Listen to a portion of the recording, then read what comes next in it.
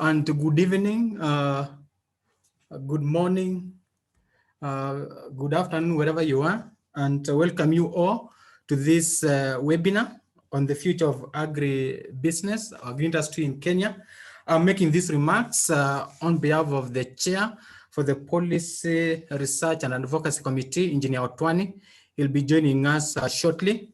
First of all, it's a pleasure for us as a subcommittee in agriculture to be hosting this meeting. It's been a while. We tried to plan for this last year, but there were other things that came up, but we are happy that it's on. We are happy for panelists. We have Dr. Nimrod and Engineer Karue, and of course, the moderator will be introducing them. Just a few remarks from this side. Basically, which is looking at the agri business in Kenya. As we are aware that the backbone of this country relies on agriculture, and of course, food security is very critical for our nutrition and of course for sustainability of our generation. And therefore, the topic today is very critical to us, and I would urge members to be patient and listen very carefully as the experts deliver this very important webinar today. Otherwise, we want to welcome you on board, and thank you so much for listening to me. Back to you, Engineer Linda. Thank you very much, Engineer Ohaga. I'd now like to invite our first speaker, Dr. Nimrod Israeli. He's the founder and CEO of Biofeed, which is leading in the Green Valley National Export Project for mangoes. This revolutionary project is impacting and reshaping the future of fresh mango exports from Africa to the EU and also other premium markets. As a global renewed innovator, Dr. Nimrod developed a novel and effective solution addressing the root cause which blocks Kenya and the rest of of Africa from accessing EU export markets. In collaboration with European and African regulators, he developed a proprietary and game-changer export protocol. His fruit fly, certified trade zone 365 degrees, is the only protocol that enables the production of spray-free mango and also free of quarantine pest infestation. Therefore, this protocol removes the main export market barriers. The protocol, together with other tools and services, are offered today as part of the Green Valley full package for the mango industry. This package contains proprietary technologies, unique methods, breaking through protocols, novel business models, experts field support, financing technologies, branding, marketing, all that, which is a unique social responsibility approach, and many more things in line with his vision. To improve farmers' livelihood by increasing quality production, free of bio and chemical hazards, grown in a safe, eco-friendly environment to enable the consumer to enjoy better and healthier food and life. Dr. Nimrod walks the participants into accessing, penetrating, lucrative but high-quality sensitive export markets in Europe and elsewhere. So welcome aboard, Dr. Nimrod. You may Google him as we proceed with the webinar. Thank you.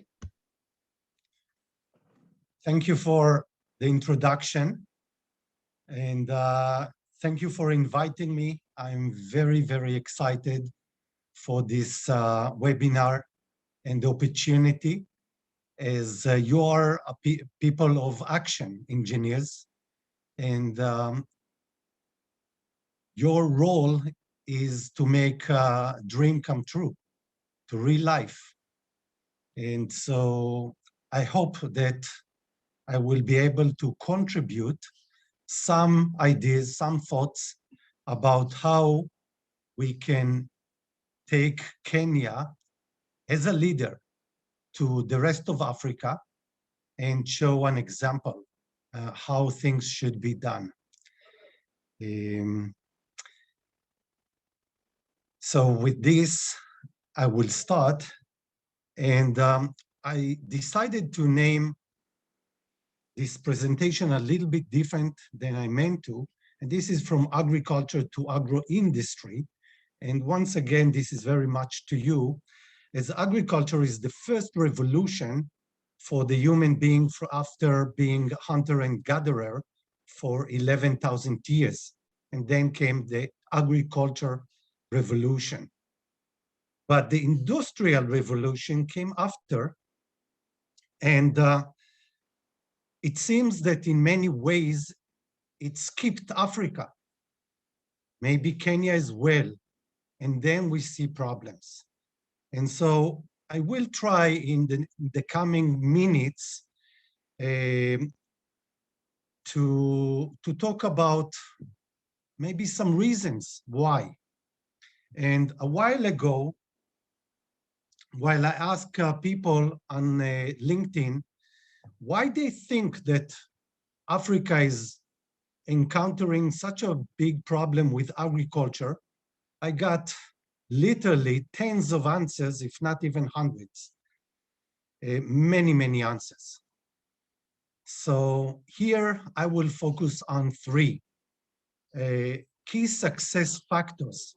So it doesn't mean that there are not others, but I try to focus, and this is one of the things, is key success factors.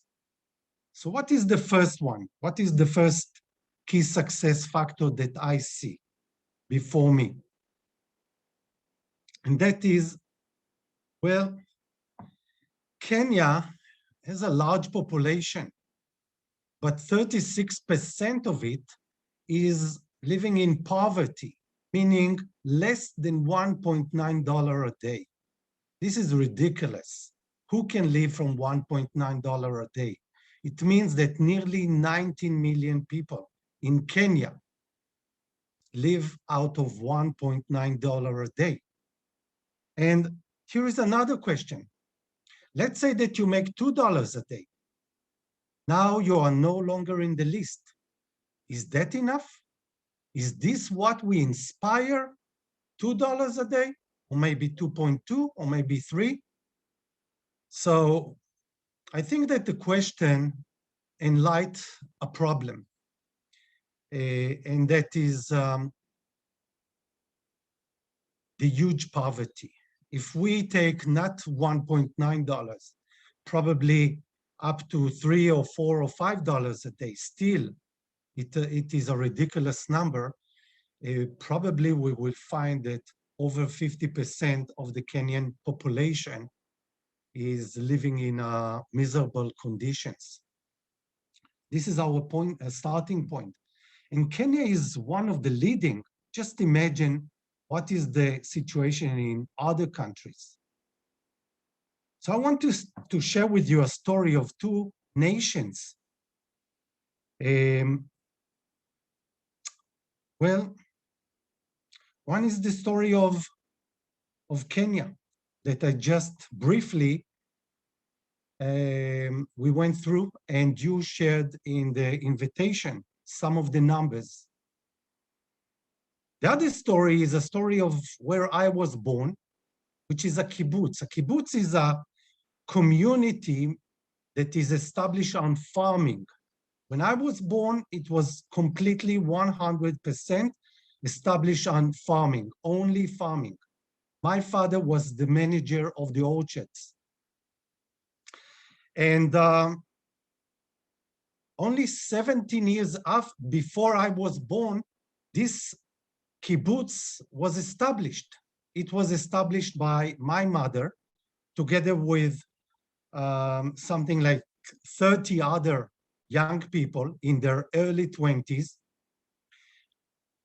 Most of them were Holocaust survivors.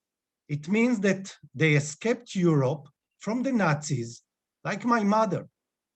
And my mother lost most of her family, her parents, and she came to Israel with no money, no friends, no family, without knowing the language. So she was in poverty. And this is how she arrived to Israel. And a few years after, after the independence war, which was not easy, together with a few friends, as I said, they climbed up a hill not far from Jerusalem. And this hill was practically a desert with no trees, no water, no electricity, very, very little money in their pockets. This is how the kibbutz I was born began. Fast forward 17 years, I was born, and the kibbutz was already successful. What we can learn from this is that within less than 20 years, you can take people that has nothing, practically nothing, coming from diaspora, from all over the world, not knowing even the language, and they can become a successful community.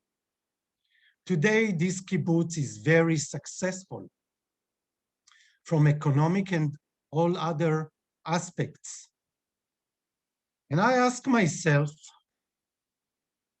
well, does Kenya doesn't have enough people, not enough land, not enough water, not enough investments, not enough technologies? I mean, 72 years ago, when this bunch of young people that know nothing about where they came, about agriculture, very little. So today, the people in Kenya know less, technology is less, there is less access to money, to funds, to markets. So this is what I ask myself. And I don't think, no? So my conclusion is that when we think about attitude today, but not only today, we see that Africa and Kenya working according to the UN SDGs, the Sustainable Development Goals, which is fighting hunger and poverty are amongst the most important.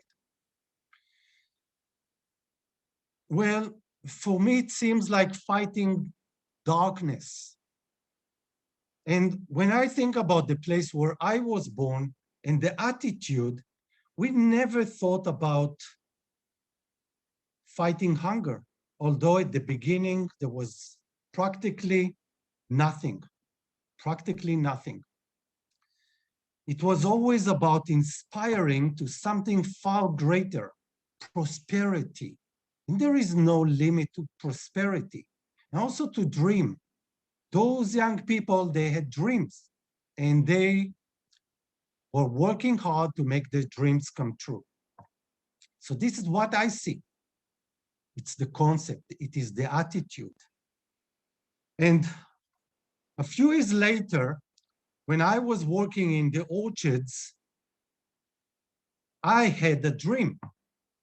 And part of my orchards in the same kibbutz were conventional. And the conventional, the productivity was very high, but the socio-environmental awareness was low. We were spraying normally. And at the same time, part of my orchards were organic. So I was spraying organic sprays.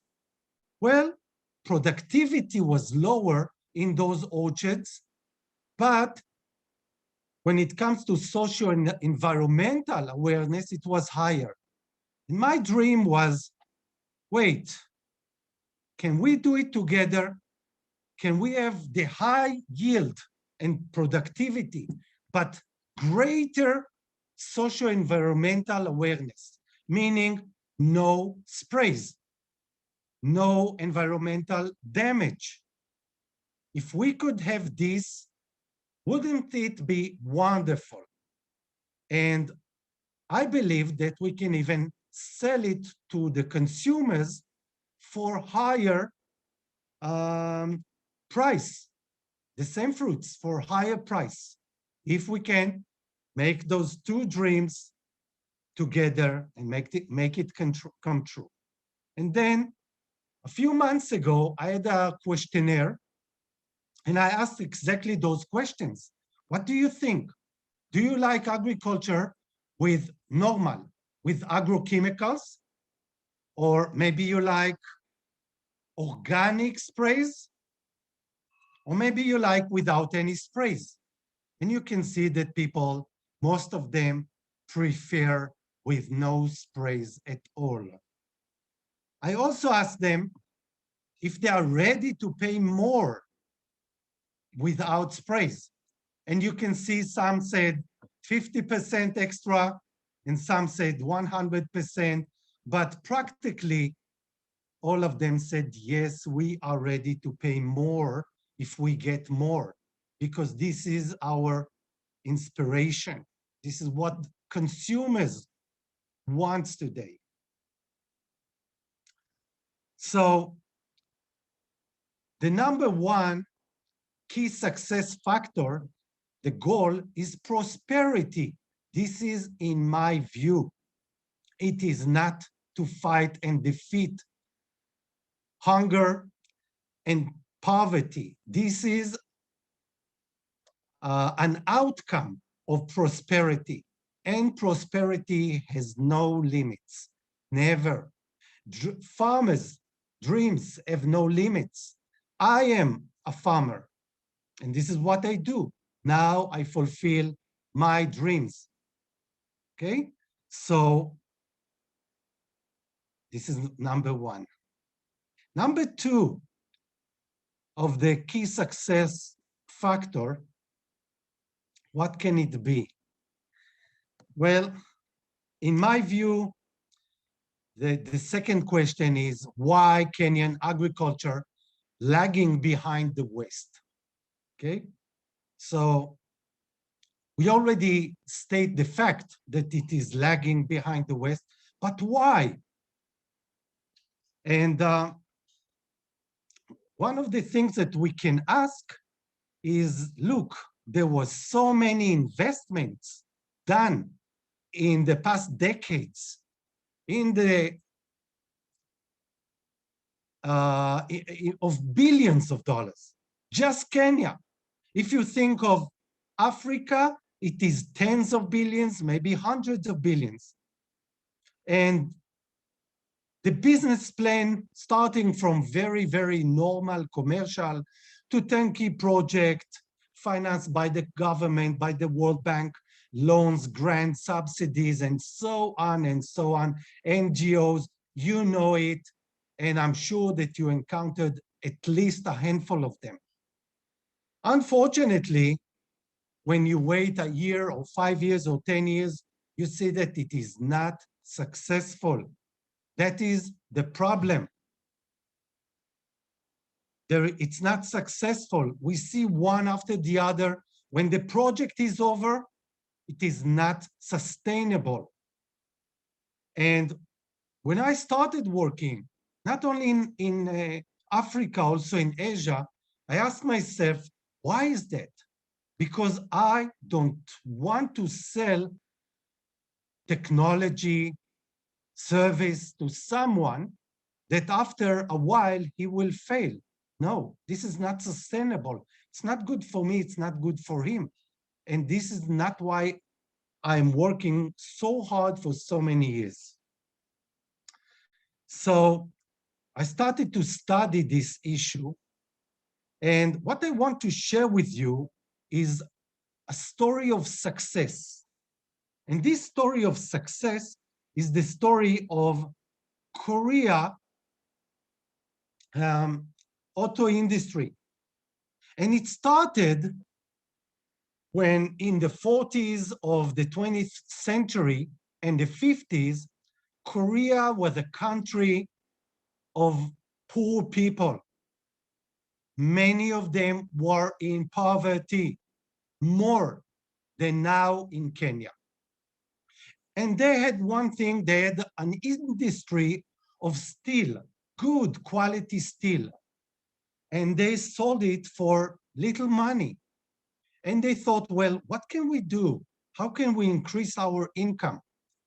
And then they came up with an idea, and that was in the mid-60s, not many years ago, in the mid-60s. And they said, okay, what we will do is we will invite companies from outside Kenya, from outside Korea, to work with us in Korea. And this is exactly what they did. They said, we offer you low-cost production floor, which is to produce your engines, your cars, whatever you like, with a local investor. Sometimes, often, part of the investment came also from the government. And what happened is that at the same time, companies in the West, I wrote down premium markets. So premium markets could be Japan, United States, Europe. What they did, just a moment. What they did is they gave for free technology and know-how with no charge for those production lines to produce. And why? Because they had agreement, long-term agreements with the local investors, with the governments, and that was part of the agreement. So sometimes it was not completely out of charge, or it was charged later, but basically the technology and the know-how was given for free or no charge. Later, those premium markets, those investors, those companies in the premium markets got in return what the companies produced. And that is, for example, cars. And they got it for low price. Now they were able to sell it in their own markets for much lower price. I mean, for much higher profit. For much higher profit. Just to remember, those days, the price of producing a car in Japan, in Europe, in America was much higher than producing it in Korea. So the profit is higher. Next is the money. The money is going to the investor, and from the investor, of course, financing the production line, the production floor. And this is basically how it is working. The same scheme also developed the Chinese industry. Exactly the same. China didn't have technology and didn't have knowledge. They also had a very small market. So what do? They go to the Americans, they go to the Japanese, everybody, the Europeans, and they say, okay, give us our technology knowledge, and we will produce it very cheap for you, and you will buy the production from us. And remember, buying back is part of the deal. And that promise a high price and also a big market. This is how the Chinese became the production line, the factory of the world. Okay, very simple. Now let's have a look how it is working, the agribusiness, and today the agriculture still in Kenya and in Africa. So when we look, we see a premium market, let's say Europe. We see local market, and we see the local cost production floor, which is the orchard. What you see behind me in the picture, and that is the farmer. What we don't see is we don't see the investor. There is no investor in in the picture. This is how it is working. Now, a company from the West, advanced technology, let's say, of irrigation, that you are going to talk next time, irrigation. They come to the farmer and they say to the farmer, you know what? We have wonderful technology and know-how for you.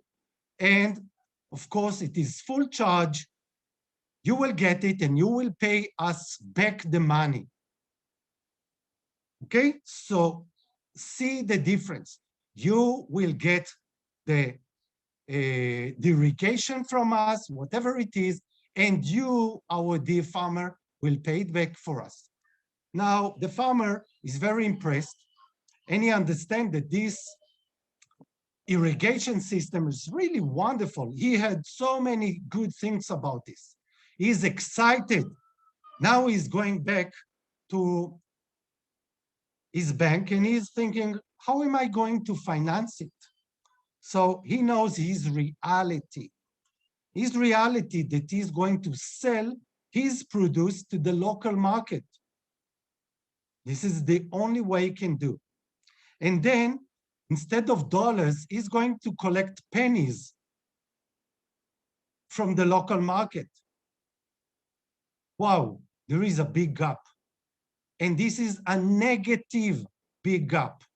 He cannot finance it, as simple as that. You see the problem? We have a big problem here. There is no way he can do it. So the second key success factor is a business model. And this business model is not one that can and should enable continuous prosperity. And without enabling this, nothing can move. As we can see, farmers are not stupid, they are smart. They want prosperity. Now, the third key success factor, what is it? Here we ask another question. We see that the current technology and know-how, including irrigation, is most suitable for the United States and Europe. Most suitable. Also others that have exactly the same condition, for example, Mediterranean region.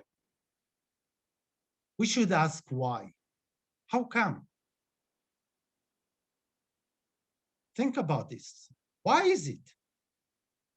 Why the United States? Why Europe? And when we ask this question, we find that who developed the technology and the know-how? Of course, it is engineers and scientists, companies located in America and in Europe. So just like our discussion here is about Kenya, it's not about China, it's about Kenya. The same, you want to take care about the problem of your country, of your neighboring countries. This is your immediate market. And so the technologies and know-how is developed not for Kenya, not for Africa, not for the tropics. And here in the tropics, conditions are different. The climate is different, crops are different, people, cultures are different, pests are different, everything is different.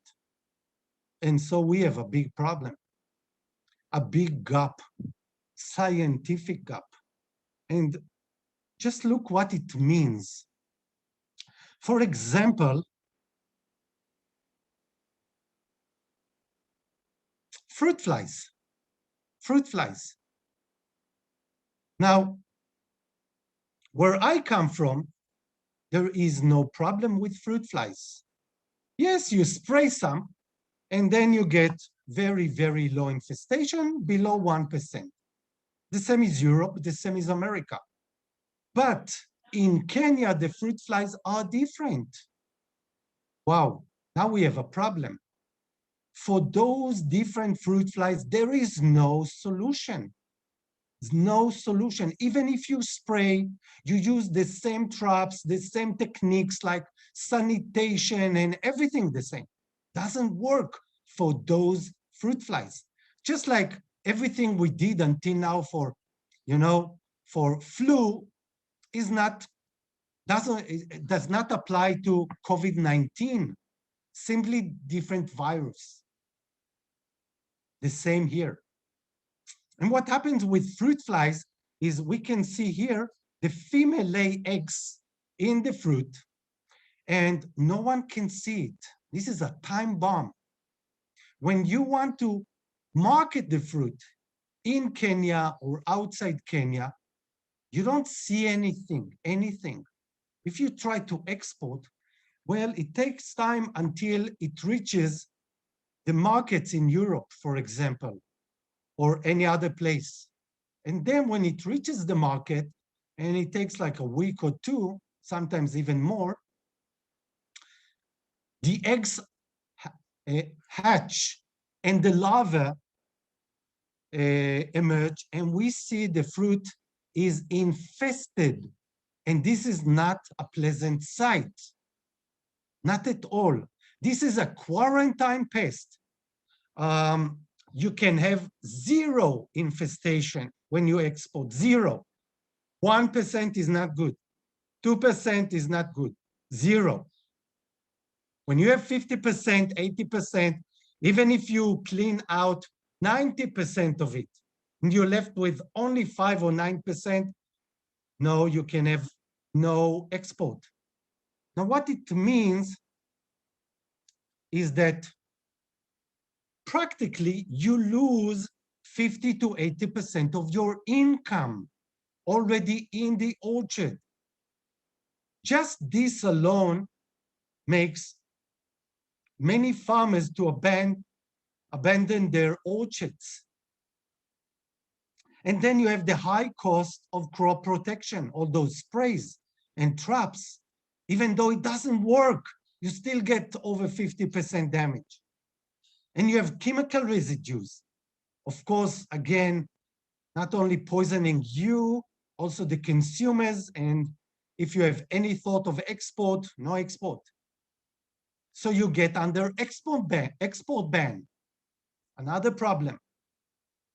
And because you cannot export for a better price, it means that the only market open before you are the local markets. And then competition of everybody, just competing on the local market, is so big that the price decline instead of going up. And you get less and less. And still people don't want to buy from you because you need to harvest your fruits very early in the season.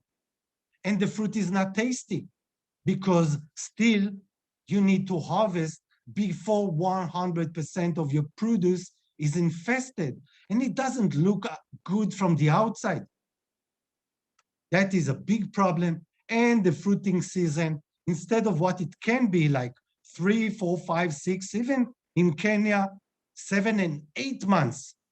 It is just a month or two, maybe in the spring and then also in the fall. And that's it. That's it. Very short season. I remember when I was in Kenya, in the high season of mango, that was April, in a good hotel, and they served no mango from Kenya. No mango, not just a little, no. Everything, all the fruits were imported. And this is exactly the problem. This is exactly the problem. And here we can see the difference between one place like Kenya, where you have those terrible problems.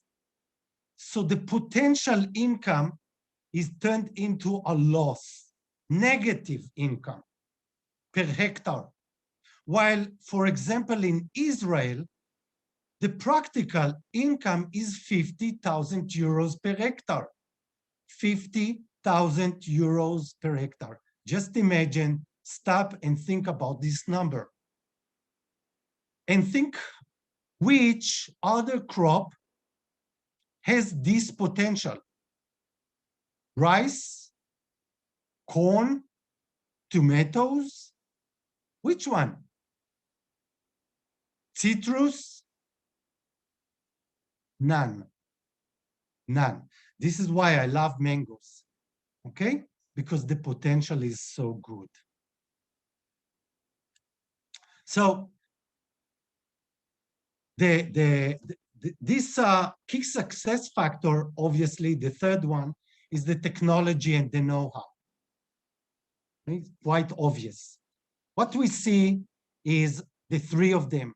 One, the problem, the key success factor is attitude. Attitude problem, which cause prosperity. We should focus on prosperity. The second is a conceptual business approach, which is wrong, what we are doing today. We cannot move forward without a proper business approach. And the last, third, is scientific, technological know-how that should be developed especially for Kenya and countries such as Kenya. It is as simple as this. Without this, I don't see things moving forward. Do you see? Do you see? Without a vision, without prosperity, proper business model, without technology, think about yourself, you are engineers. How would you do it if you would lose 50, 80% of your income? By the way, this is the loss of fruits. In practice, the loss is more like 90 to 99%. This is the real number. So how do we put these three key success factors to work in the real world? What do we do next? What do we do next? This is my question. And I'm very practical, and so are you. This is why after 15 years in the academy, I did not continue in the academy. I moved into the real world. And Green Valley offer a way out, how we can move. And we thought a lot about this. We don't want just like all the other companies. And we said, okay, look, if we take that mango, like I showed you at the very beginning, my dream, not organic, not conventional, something high yield, no sprays. Let's say that we can do it. You know, now think about what we want to export. Today, we can only export fruit that is green, not very high quality, to say even low quality. Or if we wait a little bit, we get fruit that is infested. Yes, the quality, the inner quality is higher, but the chances of infestation is growing drastically. So both of it is not good, which is why Africa, including Kenya, see almost nothing from the ability to export mangoes to Europe. And the ability is endless, endless.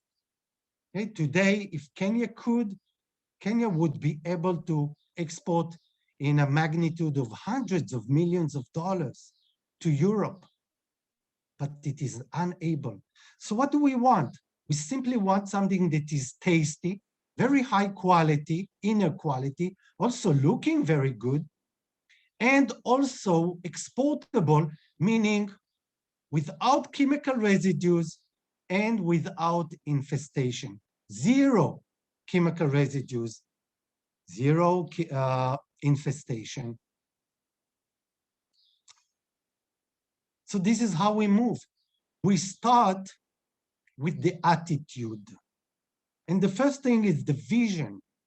And the vision of Green Valley is to improve farmers' livelihood. First thing, we focus on their income. There is no limitation, simply to improve a lot, by the way. And how do we do it? By increasing the quality. Note, quality is the number one. Production, free of bio and chemical hazards, grown in a safe, eco-friendly environment to enable the consumers to enjoy better and healthier food and life. So this is an answer to the number one key success factor, which is prosperity, to create prosperity. Now, the next one, I will now deal together with the business model and the technology. But let's start with the technology still. When we are looking at crop protection, what do we see? We see that in some places we have crop protection that is hard to export, okay, from different reasons, like a lot of chemical residues, or easy, and which is effective or not effective. Now let's see, what do we have now? We have sprays. This is the most common. And sprays, as you could just see, 50% or 80% infestation is not really effective and not very, impossible to export this way. Chemical residues, high infestation, not very good. What else do we have? We have traps. Well, even less effective. And maybe because of chemical residues, a little bit easier to export, still a big problem. We also have genetic modified crops, or maybe insects, like the fruit fly, sterile insects. But you know what? It is even less effective and impossible to export because of the inefficiency or ineffectiveness. So what we really want is something that would be really effective and really easy to export, meaning no infestation and no chemical residues.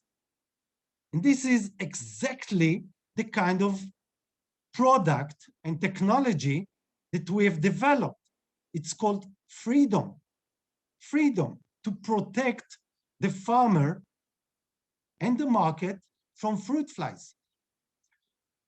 No sprays, zero sprays, zero chemical to the environment, and no infestation.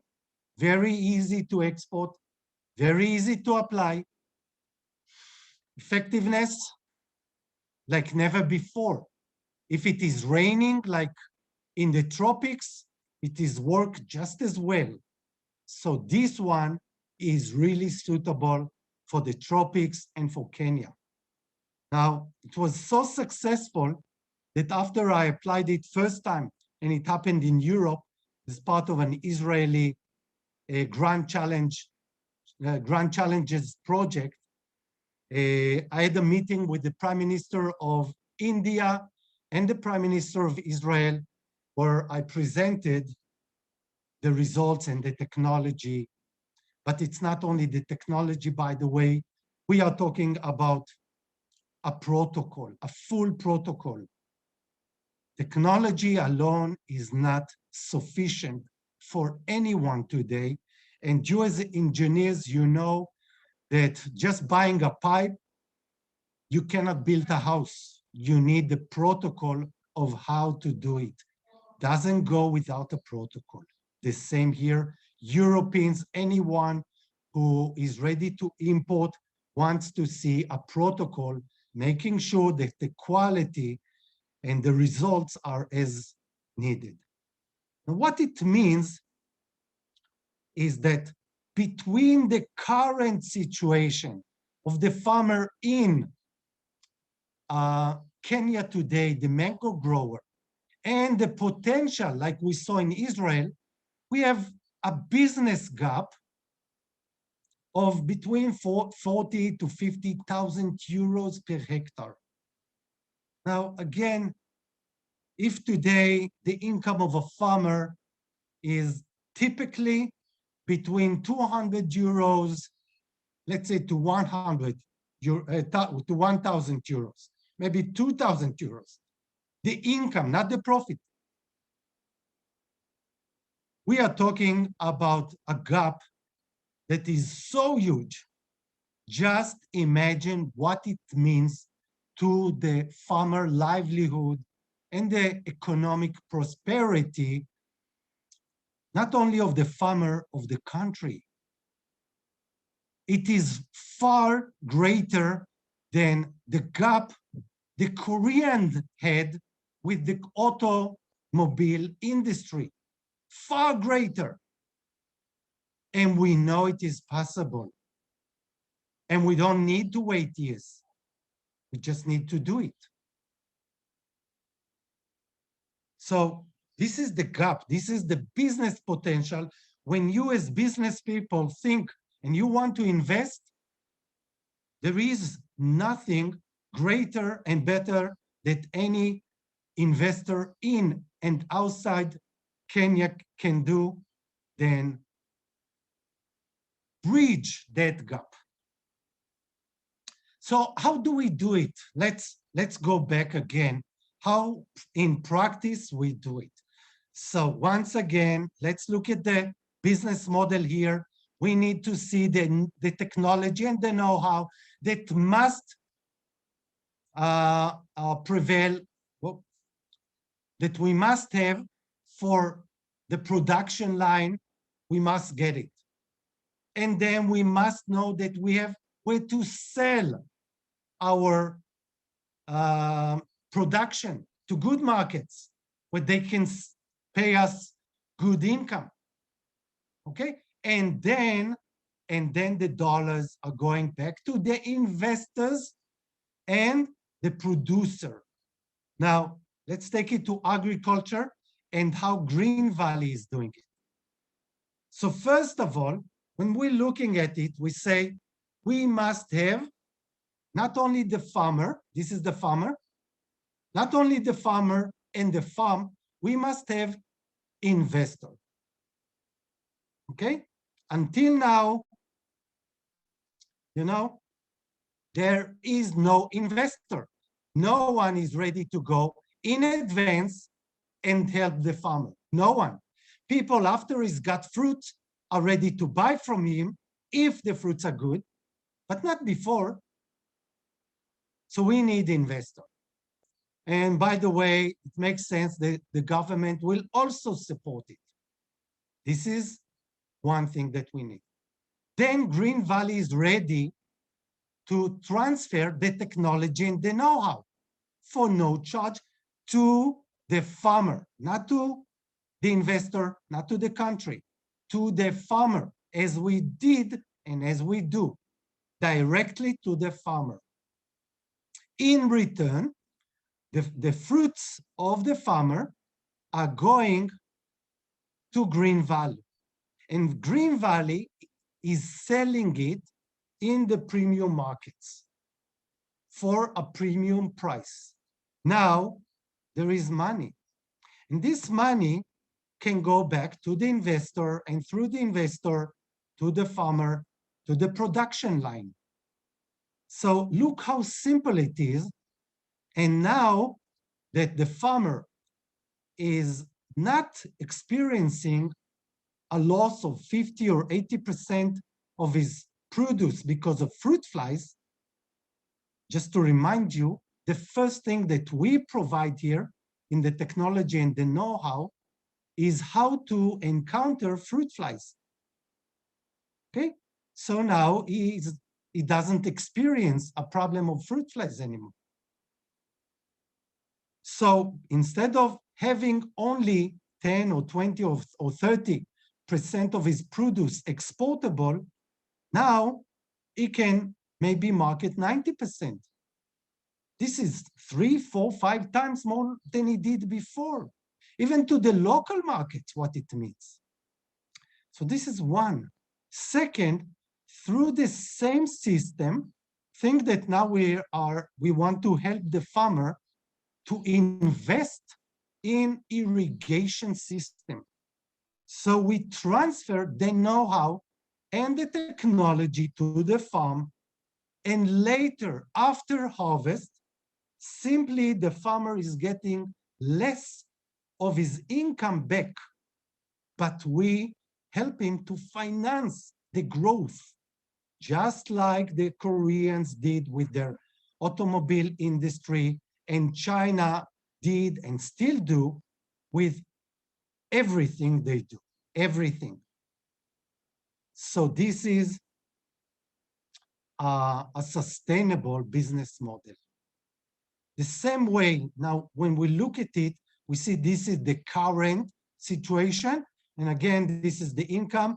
The profit is negative. And we see this is the fruit flies certified trade zone, is the protocol. This is the golden key to start everything. Once we do it, we can improve the quality.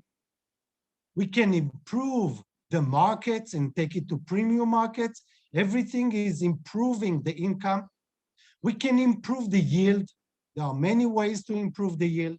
And of course, branding, so people in the markets will know where this fruit is coming from. And by the way, part of the thing is to label the fruit as Green Valley, and also to help consumers understand that this fruit came from this farmer. Not only the name of the country, for example, Kenya, but also exactly which village, which farm, the name of the farmer, and this picture, how it looks like. This way we connect the entire value chain from the suppliers, then we have the farmers, all the way to the consumer. This is one big value chain. Everything is interconnected. Thank you very much.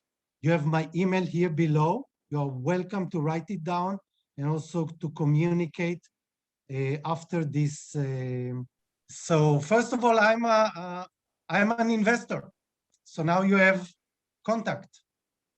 If you remember the model, Green Valley is bringing its know-how and technology and connection to the market. So it means paying for the produce after selling it in Europe. So now you have a contact with the investor. And you have my email. You have a link to subscribe to my post that I write about those issues. And of course, there is a need and there is a place for many more investors, including local investors. If you remember in the model, there should be local investors. The government should step in much more than it does today. And this is something to pull by everybody and not by just one company or one farmer alone. That will not do the job. Okay, by the way, just relating to the question before me, as to loans to farmers, if a farmer would like, for example, to invest in the control of fruit flies, so just so you understand, a protocol like we offer free of charge for those farmers who are part of Green Valley, when other institutes like the Atomic Energy Institute and governments, that costs like $2,000 per hectare, even more, and the results are not good. And farmers today simply cannot afford to pay for it. The same is irrigation. Irrigation costs thousands of dollars per hectare. So even if the banks will give them a loan, it's not going to help. What we need is a combined work of everybody.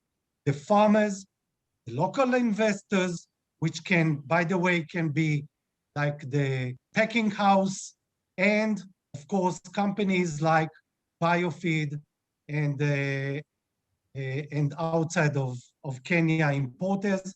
In this case, we are taking much of the role, including the importer in Europe, including applying the technology, the key technology know-how. So it's really quite a lot. We are making it very easy because we understand that otherwise it's going to be a big problem. We need to see the commitment from the Kenyan side, the government, the investors, and the farmers.